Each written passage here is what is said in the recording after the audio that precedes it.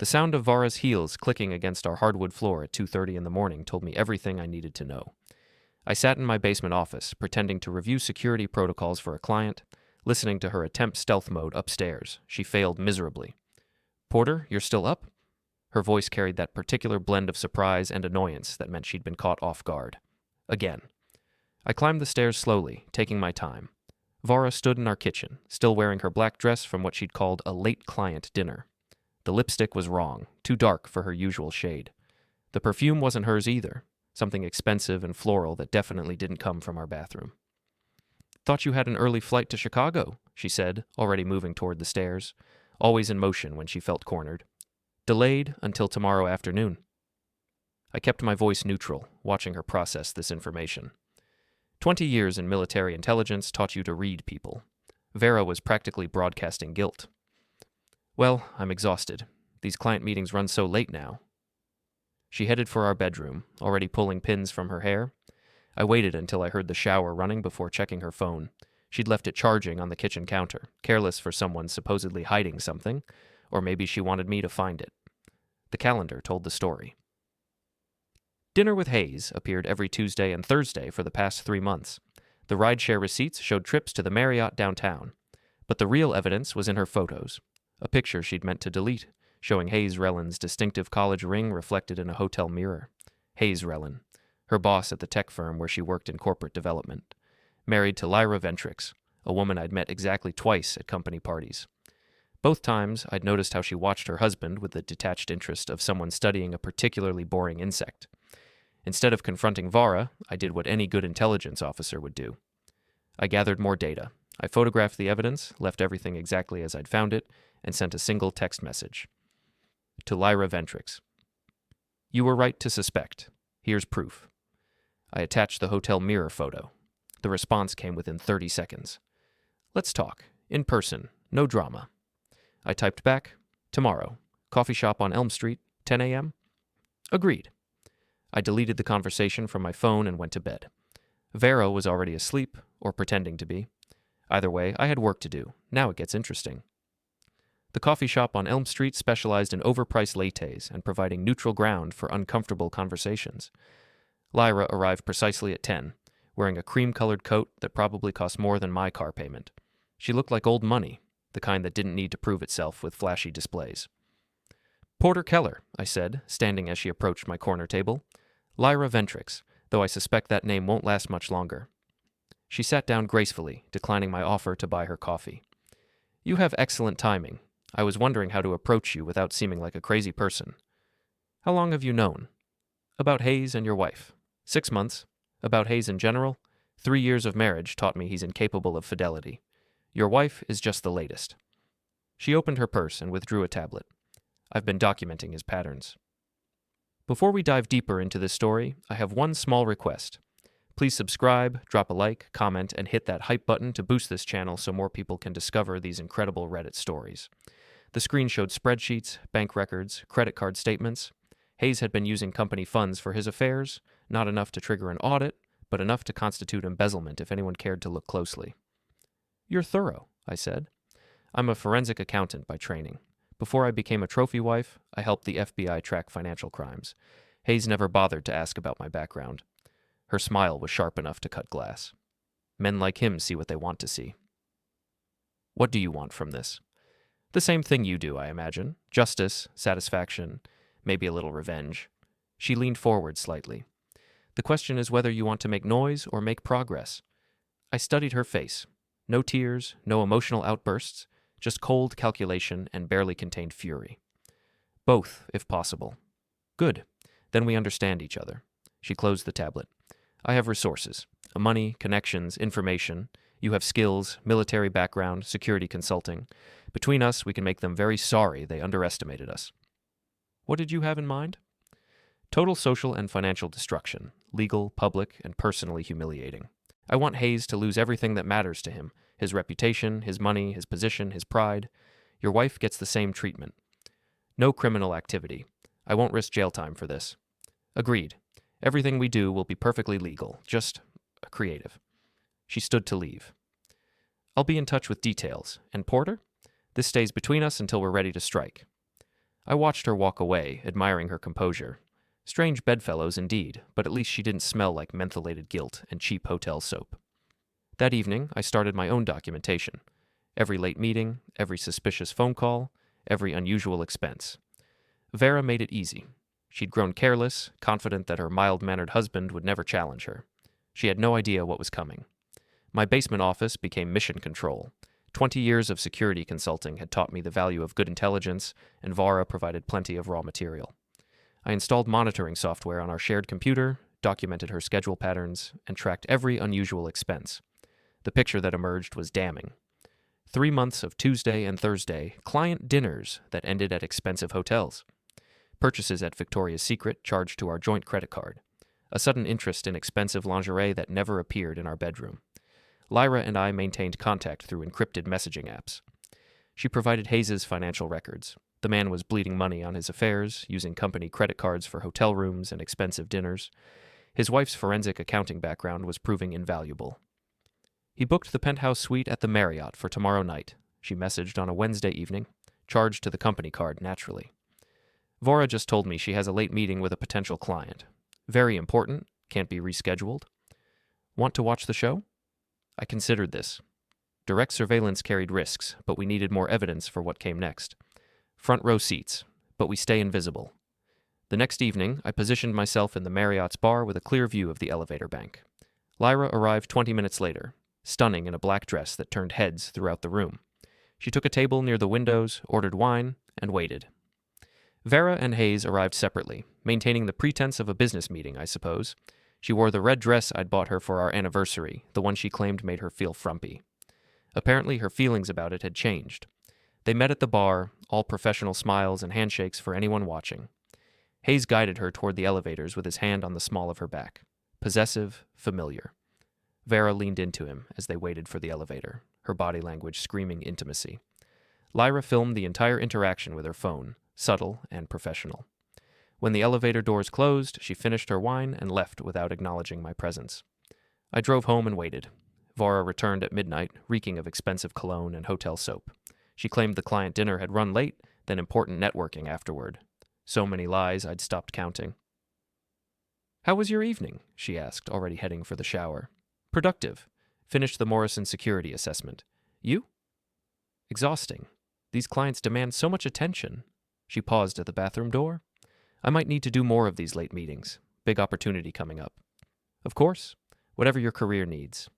She smiled, probably thinking she'd married a pushover. Tomorrow, she'd learn otherwise. I spent the rest of the night preparing legal documents with Trent Ardell, my attorney and old family friend. Trent specialized in high-conflict divorces and had seen every trick in the book. "You sure about this approach?" he asked over the phone. "Once we file, there's no going back." "I'm sure. Just make sure everything's bulletproof." "It will be. Your wife won't know what hit her." Neither would Hayes Rellin. I left the divorce papers on the kitchen table Thursday morning, right next to Vara's coffee cup.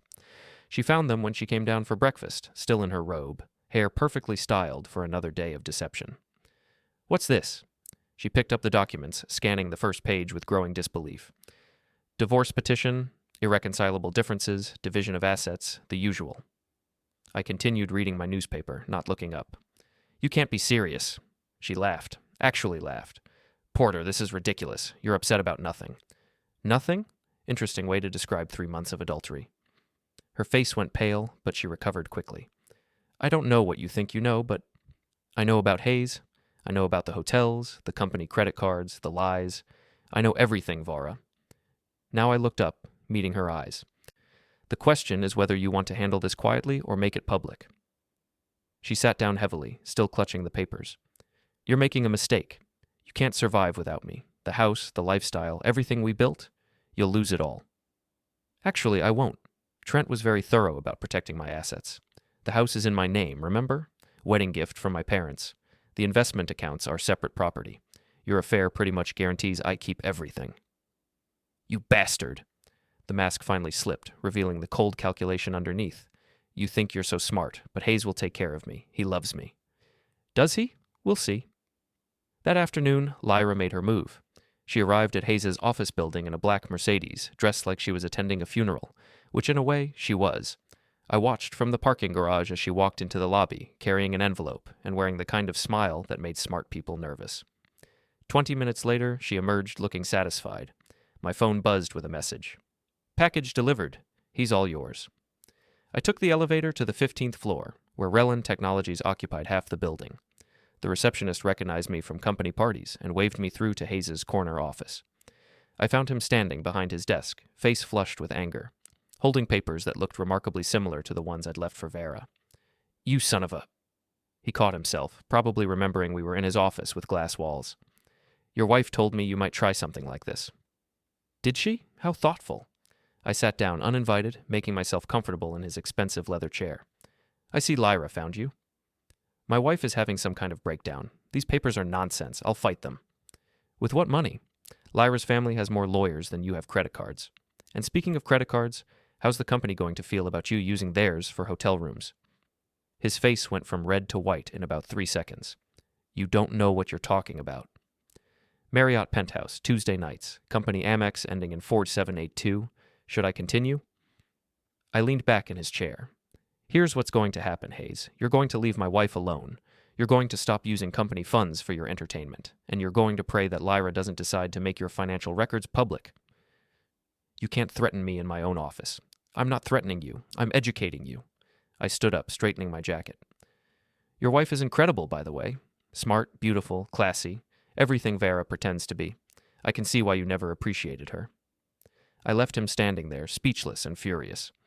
The elevator ride down felt like victory, but we were just getting started. The next few days brought predictable chaos. Vara tried everything: tears, anger, seduction, threats. She called me at work, showed up at my office, enlisted her mother to guilt me into working things out. I remained politely unmoved. "You're being cruel," she said during one of her ambush visits to my office. "We can fix this. I'll end things with Hayes." "It's too late for that." "No, it's not. We have history, Porter. Doesn't that mean anything?" "It means I know exactly who you are. Finally." She tried a different approach. "Hayes doesn't care about me the way you do. He's just using me." "Then you have something in common." Friday night, she staged a scene at the Spanner, the dive bar where I occasionally met clients. She'd clearly been drinking before she arrived, and her voice carried across the entire room. "There he is, everyone. My husband, Porter Keller. The man who's divorcing me because I work late." She swayed slightly, gesturing with her martini glass. "Tell them, Porter. Tell them how you're abandoning your wife because you're jealous of my success." Every conversation in the bar stopped. I could feel dozens of eyes watching us, waiting for the show. Vara had always been good at playing the victim. I stood up slowly, walked over to her table, and sat down. When I spoke, my voice was calm and clear enough for everyone to hear. "Tell them about Hayes Rellin, Vara. Tell them about the hotel rooms and the company credit cards. Tell them about that necklace you're wearing. The one Hayes bought you with money that wasn't his." I paused, letting that sink in. "Tell them how success looks when you're lying on your back." The silence was deafening. Vara's face went through several colors before settling on pale green. She stood up unsteadily and rushed toward the bathroom. Her friend Jennifer, who'd been sitting at the bar, approached my table. "Is that true? About Hayes and the company money? Ask her. But I'd be careful about being seen with her in public. Bad for your reputation." Word spread fast in our social circle. By Monday, Vara was persona non grata at her usual haunts. The wives who'd once envied her career success now whispered about her behind their hands. Hayes tried a different approach. He cornered me in the parking garage after work, trying to look intimidating in his expensive suit. "This has gone far enough," he said, blocking my path to my car. "You're embarrassing both our wives with this nonsense." "Your wife filed for separation. Mine's about to lose everything. I'd say we're just getting started." "You think you're tough because you were in the military? This isn't some third world country, soldier boy. This is the real world, and I own it." I stepped closer, close enough that he had to look up to meet my eyes. "You own nothing, Hayes. Your wife owns the house, the cars, the bank accounts. Your company is about to discover your creative accounting, and your reputation, that's already finished." He tried to push me. Big mistake. I caught his wrist, twisted it just enough to make him wince, and leaned in close. "That's for 3 years of disrespecting my marriage. You want more? Step closer." He jerked his hand free and backed away, looking around nervously to see if anyone had witnessed his humiliation. A few people in the garage were definitely watching, some with their phones out. "This isn't over," he muttered. "No, it's not. But you're losing." I got in my car and drove away, leaving him standing there like the impotent fool he'd always been. That night, Lyra sent me a message. Saw the parking garage video on social media. Nicely done? Want to see revenge executed properly? Always. Tomorrow night. My place. Time to end this. I smiled, looking forward to the finale. Lyra's mansion sat on 3 acres of perfectly manicured grounds in the most expensive part of town. I'd been there once before, for a company party, but seeing it now felt different. This wasn't Hayes' house. It was hers, bought with family money long before she'd made the mistake of marrying him. She answered the door in jeans and a silk blouse, looking more relaxed than I'd ever seen her. Come in, we have planning to do. The house was immaculate, decorated with the kind of understated elegance that screamed old money. She led me to a study lined with law books and financial journals. Hayes moved out yesterday, she said, pouring 2 glasses of wine. Went to some extended stay hotel. Apparently he thought I'd take him back after a few days of separation. Will you? I'd rather set myself on fire. She handed me a glass. But I'm not done with him yet. Or with your wife. She opened a laptop and showed me her screen. Social media accounts, email logs, financial records. She'd been busy. Hayes has been having affairs for our entire marriage. Your wife is just the most recent. But here's what's interesting. He's been using company funds for all of them. Hotels, restaurants, gifts, even a small apartment he rented for one particularly long-term arrangement. How much money are we talking about? Over $200,000 in the past 3 years. Not enough for federal charges, but definitely enough to get him fired and sued by his own company. I whistled low. You've been thorough. I told you. I'm very good at finding hidden money, and Hayes never bothered to hide it well. He assumed I was too stupid to notice. Her smile was predatory. Tomorrow night is the company's annual charity gala. Black tie, all the important clients and investors. Hayes will be there, trying to maintain appearances. So will your wife. She bought a ticket the day after you filed for divorce. Let me guess. You want to make a scene. Better than that. I want to make a statement. She turned the laptop toward me. How do you feel about being my date? The charity gala was held at the city's most prestigious hotel, the same one where the mayor announced his campaigns and celebrities held their weddings. I arrived in my best suit, feeling underdressed among the designer gowns and custom tuxedos. Lyra was already there, stunning in a midnight blue dress that probably cost more than my car. She moved through the crowd like she owned it, which, given her family's social position, she practically did. Porter, she kissed my cheek, just intimate enough to be noticed. I'm so glad you could make it. We made our entrance together, her hand on my arm, both of us smiling like we didn't have a care in the world. The reaction was immediate. Conversation stopped, heads turned, whispers started. Hayes stood near the bar with Vara, both of them looking like they'd been struck by lightning. Vara wore the black dress she'd been saving for special occasions, apparently not realizing this wasn't the kind of special she'd had in mind. Shall we? Lyra murmured. We approached their corner of the room slowly, stopping to chat with other guests along the way. By the time we reached them, half the party was watching. Hayes, Lyra said warmly. You look surprised to see me. Lyra, what are you doing here? It's a charity gala. I'm being charitable. She turned to Vara with a smile sharp enough to cut diamonds. And you must be Porter's wife. I've heard so much about you. Vara looked like she wanted to disappear into the floor. We haven't been properly introduced. Oh, but we have so much in common. We've both been married to men who don't appreciate what they have. Lyra's voice carried just far enough to reach the nearby tables. Of course, some of us are smart enough to do something about it. Hayes tried to intervene. Lyra, this isn't the place. Isn't it? I think it's the perfect place. All your colleagues, your clients, your investors. She gestured around the room. Everyone who trusted you with their money while you were stealing from your own company. The conversations around us stopped entirely now. Hayes' face went white, then red, then white again. You're drunk, he said desperately. You don't know what you're saying. I'm a forensic accountant, Hayes. I know exactly what I'm saying. $200,000 in company funds used for hotels, dinners, and gifts for your various affairs, including the woman standing next to you. Vara made a small, strangled sound. Several people nearby pulled out their phones, either recording or texting frantically. Porter, Lyra continued, turning to me with a brilliant smile, shall we find our table? I believe we're seated with the board of directors. We walked away, leaving Hayes and Vara standing there like deer in headlights. Behind us, I could hear the buzz of excited conversation starting up. That was beautiful, I murmured. That was just the opening act. The rest of the gala passed in a blur of satisfied revenge. Hayes and Vara left early, but the damage was done. By morning, the story would be all over their social and professional circles. But Lyra wasn't finished. Monday morning brought a cascade of consequences. Hayes arrived at his office to find security waiting with boxes for his personal belongings. The board had called an emergency meeting Sunday night and voted unanimously to terminate him for cause. Vara called me, hysterical. They fired him. The company fired Hayes because of what your girlfriend said at the gala. She's not my girlfriend. She's my date, and they fired him because he's a thief. You're destroying innocent people. Innocent? You've been having an affair with a married man who was stealing from his company to pay for your hotel rooms. Which part of that sounds innocent? She hung up on me. That afternoon, I met Lyra for lunch at an upscale restaurant downtown. She looked pleased with herself, and rightfully so. Hayes tried to call me 17 times yesterday, she said, cutting into her salmon. Apparently he wants to work things out now that he's unemployed and facing a lawsuit from his former company. Are you tempted? To get back together with a cheating, stealing, narcissistic loser? Not particularly. She smiled. Besides, I'm having much more fun with you. It was true. Over the past few weeks, our alliance had evolved into something deeper. We understood each other in ways our respective spouses never had. Both intelligent, both underestimated, both capable of playing the long game. What's next? I asked. Hayes still has his savings account and his car. Vara still has her job and her dignity. We can't have that. She was right.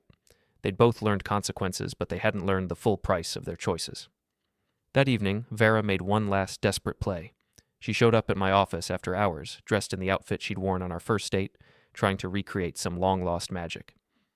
Porter, please, can we talk? Really talk, without all this legal nonsense between us? I looked up from my computer. What do you want, Vara? I want my husband back. I want our life back. She sat down across from my desk, leaning forward in a way that had once been distracting. Now it just looked calculated. I made mistakes, but so did you. Walking away from our marriage, embarrassing me in public, flaunting your relationship with that woman. What mistakes did I make? You never paid attention to me. You took me for granted. You made me feel invisible in my own marriage. Her voice took on the wounded tone she'd perfected over the years. Hayes noticed me. He made me feel special. So this is my fault. It's both our faults, but we can fix it if we try. I studied her face, looking for any sign of genuine remorse or self-awareness. I found neither. No, we can't. Why not? Because of her? Because of Lyra? Vara's mask slipped, showing the anger underneath. She's using you, Porter. Rich women like her don't end up with men like you unless they want something. Men like me? Middle class, ordinary, safe. She leaned back, confident she'd struck a nerve. You're her revenge project, nothing more. When she's done making Hayes jealous, she'll dump you and find someone from her own social class. I stood up, walked around the desk, and sat on the edge, looking down at her. You're probably right, I said. But here's the difference between you and Lyra. She's honest about what she wants. She doesn't pretend to love me while she's lying and cheating. She doesn't steal from our joint accounts to buy lingerie for her affairs. She doesn't make me feel like I'm crazy for noticing that my wife has checked out of our marriage.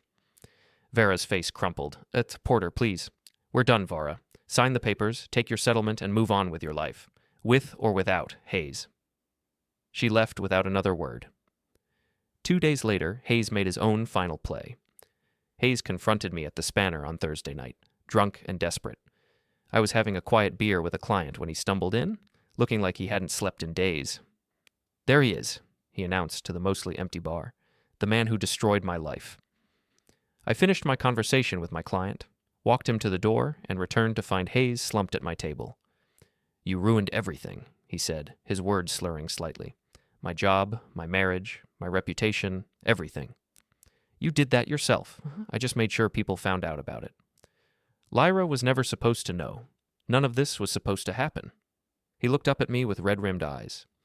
Do you have any idea what it's like to lose everything? Do you have any idea what it's like to be married to someone who lies to your face every day? I sat down across from him. You made your choices, Hayes. You chose to cheat on your wife.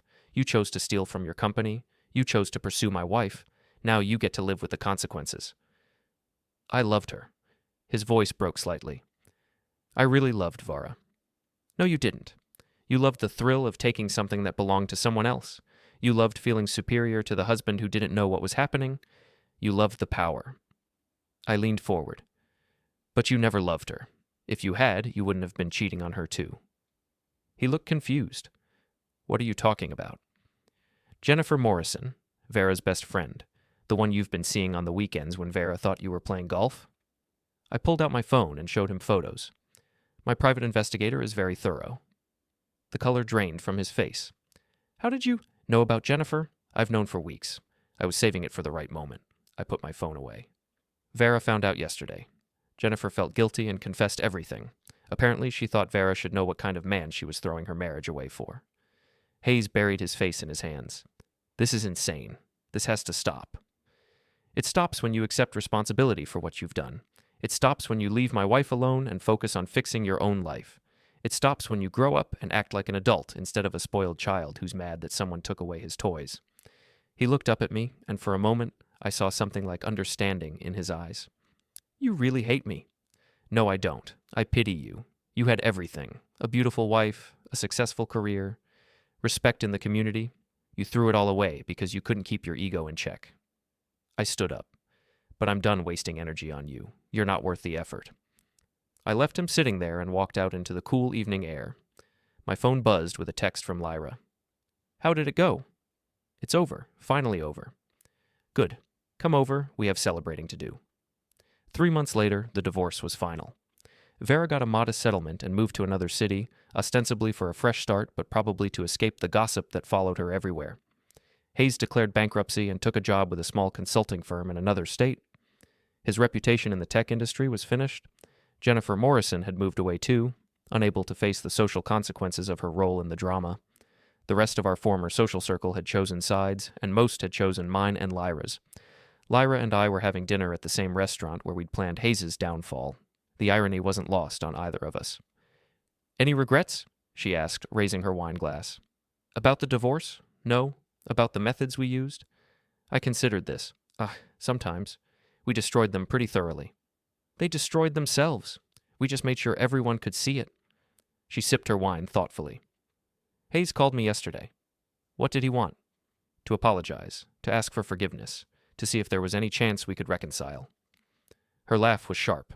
Apparently, unemployment and bankruptcy have given him perspective on what he lost. What did you tell him?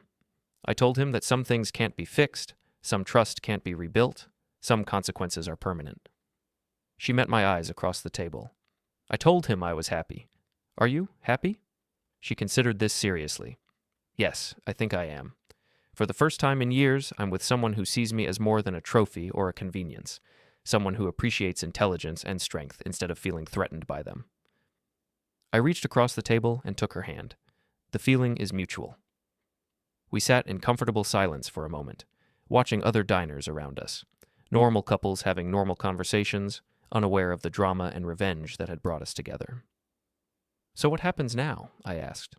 Now we see if what we built on revenge can survive in peacetime. She squeezed my hand. Think we're up for the challenge? I think we can handle anything.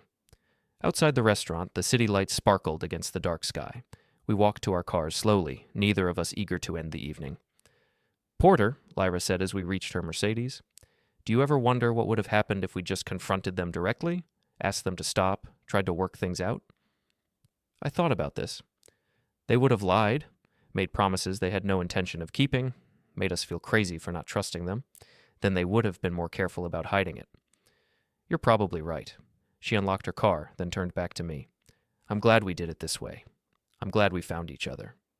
Even if it makes us the villains in their story? Especially because of that. Her smile was fierce and beautiful. Sometimes the villains are the only ones telling the truth. I watched her drive away, then got in my own car and headed home. Not to the house I'd shared with Vara. I'd sold that and bought a smaller place across town. A fresh start in a space that held no memories of lies and betrayal. My phone buzzed with one final message from Lyra. Thank you for being exactly who I needed you to be. I typed back, thank you for showing me what I was worth. Then I drove home through the quiet streets, feeling something I hadn't experienced in years. Peace. The war was over, and for once, the good guys had won. Even if we'd had to become the bad guys to do it.